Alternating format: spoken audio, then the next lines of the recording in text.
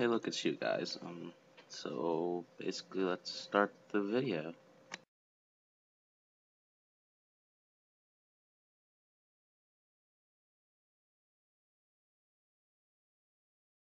That's old Photoshop work. I don't need that.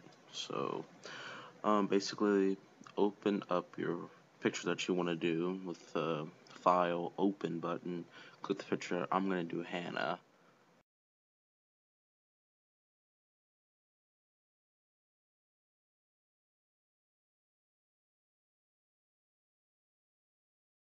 And now I'm gonna create a new layer, or how you can create a new layer is you can go to Layer, Create New Layer, or you can press Control Shift N, and then you'll have a new layer. Create that new layer. As you can, at the bottom of the thing, you'll see a little lock by the original picture. Unlock that, right click that layer, then duplicate that layer. Right now, I'm doing just naming the layer. You can name whatever you want. It originally being named layer 0, but I'm just gonna leave it at layer. I don't really care what you guys name it. Name it whatever you want. I'm gonna just go with the layer 0 name.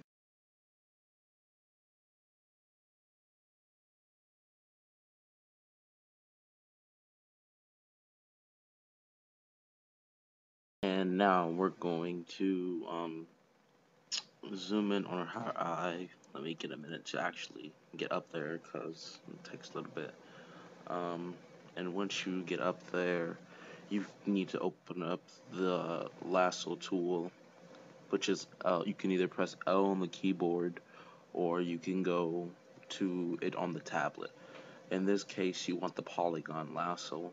So you're gonna go on the tablet, which is a little box, and then click that and right click it, and it'll say polygon lasso, and then you click that.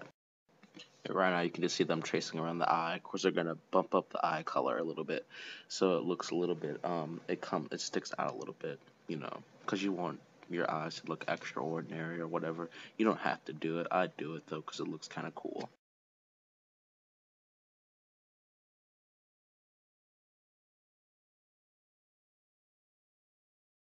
Now you want to select your duplicate layer or whatever you named it, layer 0 or whatever you named it.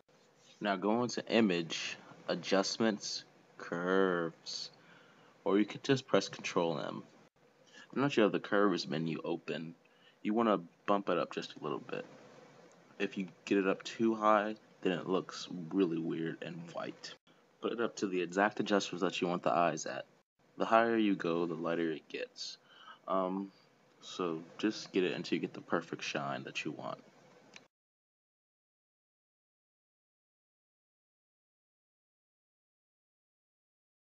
Now I know Hannah's eyes are blue, but I'm gonna go to click on the thing that says RGB color and click the green because her eyes now look green. And I'm only going to boost that up a little bit to add a little bit more color to her eyes.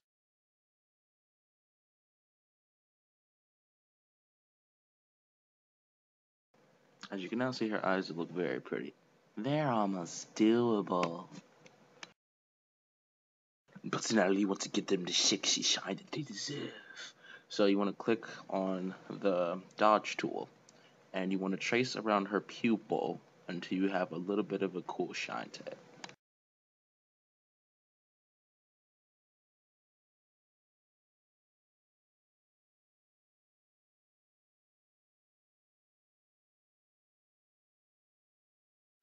Now you want to click the burn tool. You can access the burn tool by right clicking on the dodge tool and clicking burn tool. Then trace around the outline of where you put the dodge tool.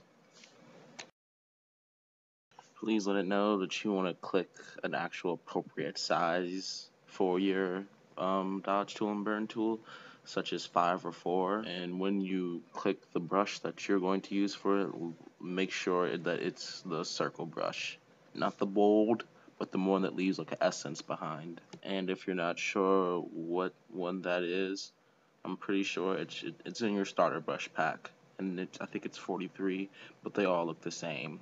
So make sure it should already be pre-selected. So now let's get into eyeliner.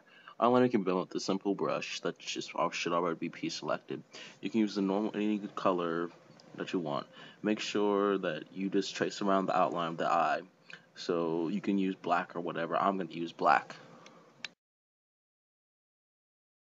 Don't worry if you mess up just like I did. If you mess up, just press Control, Alt, and Z, and then it erases the mistake automatically.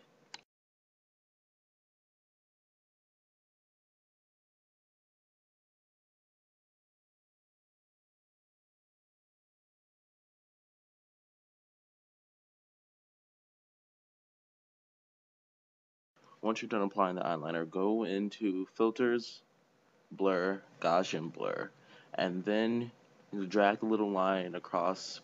Don't make it look fake. Don't make it way too noticeable that, oh my god, that's been photoshopped. Like, ugh, you photoshopped that, you freaking cheater. You're not a real makeup artist, you bastard.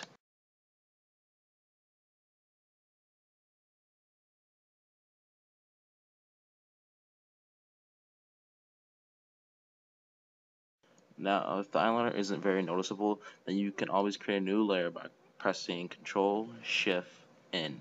Then do the same thing that you did before and apply heavier. Right now, what I'm just going to do, I'm just going to apply a little bit more to the top.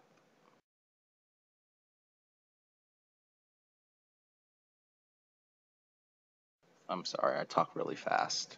I'm at the sham.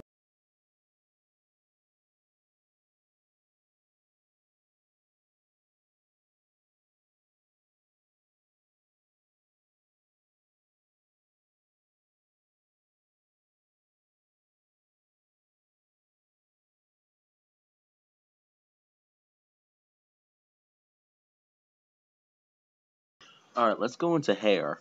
When you want to do hair, you want to click on the brush that you need, which is the same brush that you use for your eye and the whatever else that you're going to use.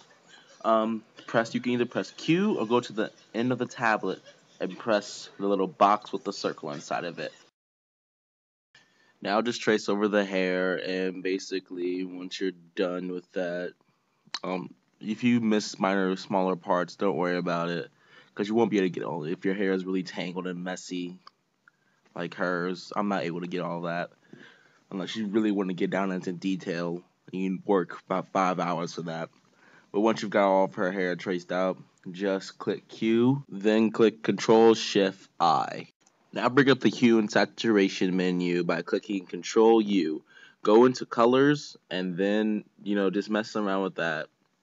And don't make the lightness too light or too dark, because then you'll have a big old black spot or a big old white spot. You can change it to any color you want, any color of your choosing. It does not matter. So now you can see her hair is a really light shade of brown. I guess it looks kind of cool. I don't know. But let's just make it blonde again because, I'm not really into her dyeing that type of hair for now. I would have to work on it longer, but I have to save time for this video. So let's go into shadows and highlights now. You can access shadows and highlights by selecting Image, Adjustments, Shadows and Highlights. Shadows and highlights are actually used to boost the lightness of the picture or the darkness. I'm going to use it to boost the lightness and the darkness. Now you can open up the Advanced menu by clicking on Advanced or whatever it says down there. It's more of a technical way of doing it, increasing the variations and crap, but you're still probably a beginner, so you just want to go with the normal stuff and just cue the shadow highs. I'm not going to do that. I'm just going to go with a more advanced way of doing this, so you can watch and, imitate me. I don't care. So anyways, thanks for watching, guys. I'm glad that this helped you. I hope that it helped you become better Photoshoppers than you already are. So, yeah, best of luck and wishes to all of you.